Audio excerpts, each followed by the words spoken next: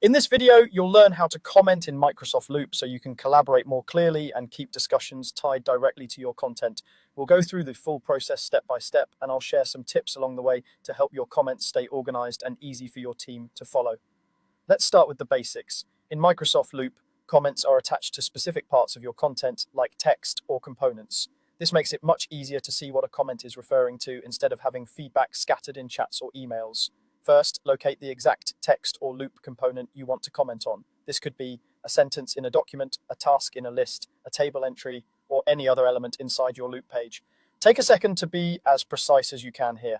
The more accurate your selection, the clearer it will be to everyone what your comment is about. Now click and drag your mouse to highlight that specific text or component. If you only want to comment on a single word or item, just highlight that word. If your feedback applies to a longer sentence or a whole row in a table, highlight that entire area. Think of this step as pointing directly at the thing you're giving feedback on. Once it's highlighted, you're ready to add your comment. When your selection is made, look for the comment option in the menu. Depending on your layout, this might appear in a small floating toolbar right next to your selection or in the main toolbar at the top of the page. In either case, you'll see an option labeled comment. Go ahead and click that. This tells Loop you want to attach a comment to the content you just highlighted. As soon as you click comment, a comment box will appear, usually aligned next to the content you selected.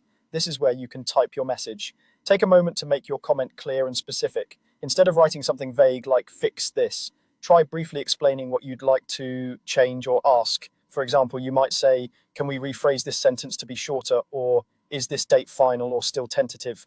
If you're working with teammates, you can also mention them directly in your comment by typing the @ symbol followed by their name, if your loop setup supports mentions. This is especially useful when your comment needs a response or action from a particular person. Keeping your comments short, focused, and actionable will make it easier for collaborators to respond quickly and accurately. Once you're happy with what you've written, it's time to post your comment so others can see it.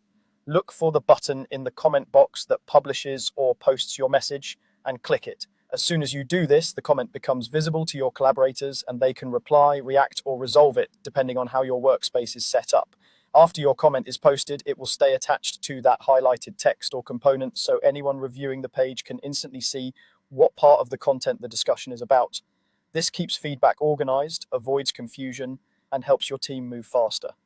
And that's all there is to it. You highlight the text or component you want to comment on, click comment in the menu, type your message, and then post it for your collaborators to see.